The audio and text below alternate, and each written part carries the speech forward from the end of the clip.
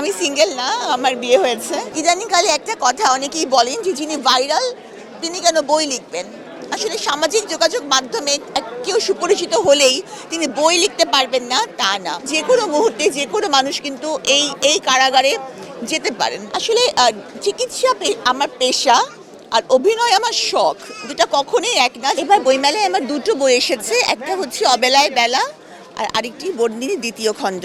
বন্দিনী দ্বিতীয় খণ্ড প্রকাশিত হয়েছে শব্দশৈলী প্রকাশনা থেকে, আর অবেলায় বেলা এসেছে রয়্যাল পাবলিকেশন থেকে। বন্দিনী দ্বিতীয় খণ্ড হচ্ছে বন্দিনীদের জীবনালেখ্য।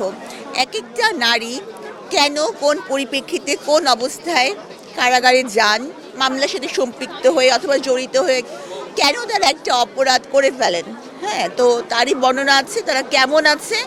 সেই সাথে বাংলা সাহিত্যে নারী কারাগার সম্পর্কে এরকম বিশ্লেষণ, এরকম সুখ্যাত ঘটনা বর্ণনা আর কোনো বইতে ইতিমধ্যে করা হয়নি। যেহেতু আপনার কারা জীবন নিয়ে হচ্ছে বন্দিনী বইটা আপনি লিখেছেন, সেক্ষেত্রে যারা হচ্ছে পাঠক আছেন তাদের কাছ থেকে আসলে কোনো ধরনের নেতিবাচক মন্তব্য আপনি পেয়েছেন কিনা? আসলে এই পর্যন্ত যারা বন্দিনী পড়েছেন, বিশেষ করে যারা আগে বন্দিনী পড়েছেন, তারা সবাই বন্দিনী দ্বিতীয় খণ্ডের জন্য আসেন, বন্দিনী খোঁজেন এবং বন্দিনী নিয়ে যান।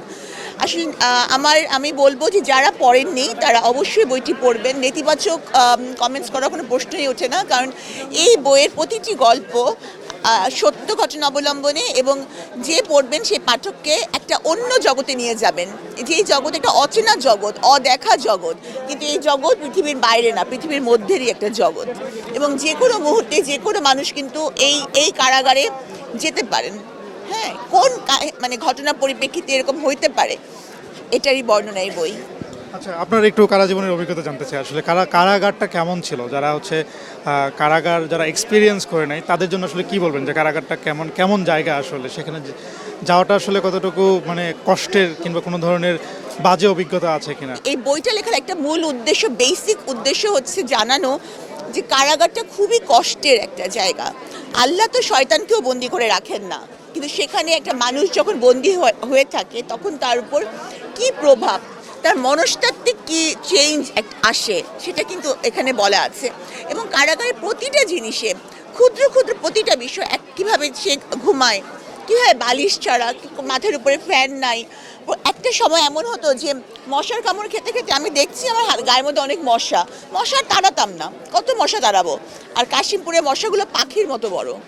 হ্যাঁ, তো আস্তে আস্তে তারপরে হচ্ছে ময়লা পানি দিয়ে গোসল, সেই পানিটা ছেঁকে আমরা ব্যবহার করতাম।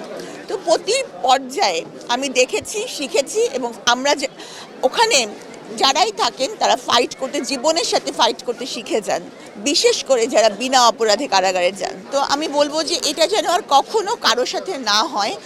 এমন যেন হয় যে যদি আইনে একটা কথা আছে যে 10 জন অপরাধী ছাড়া পেলেও একজন নিরপরাধ যেন কখনোই সাজা না পায়। তো এই ব্যাপারে প্রত্যেকেই সংশ্লিষ্ট সবাইকেই একটু মানে কেয়ারফুল হওয়া উচিত। রিসেন্ট সময় আপনি দেখছি মিডিয়াতে কাজ করছেন, ফটোশ্যুট করছেন, অনেক সম্ভবত মিউজিক ভিডিওতেও কাজ করছেন।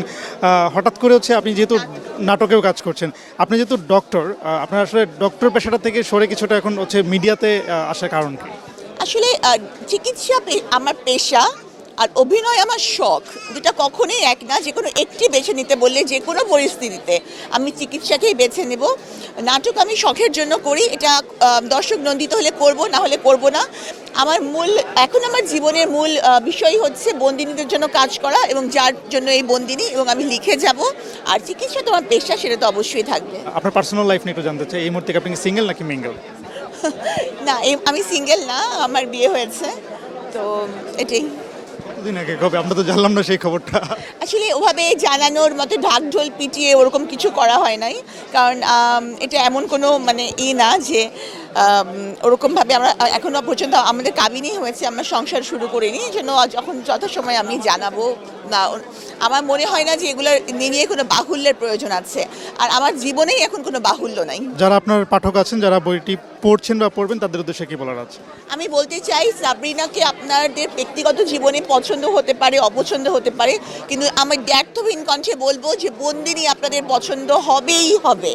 আপনারা বন্দিনী পড়ুন এবং পড়ে আপনারা আলোচনা সমালোচনা করুন। ইদানিংকালে একটা কথা অনেকেই বলেন যে যিনি ভাইরাল তিনি কেন বই লিখবেন।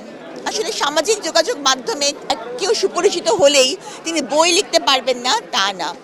আগে তার শিক্ষাগত যোগ্যতা, তার লেখা, তার বাক্য গঠন, তার শব্দ চয়ন, তার ভাষার প্রকাশ এবং ব্যবহার, এটা জেনে আপনারা এই জাতীয় কমেন্ট করুন প্লিজ, বইটি পড়ুন, আপনাদের ভালো লাগবে।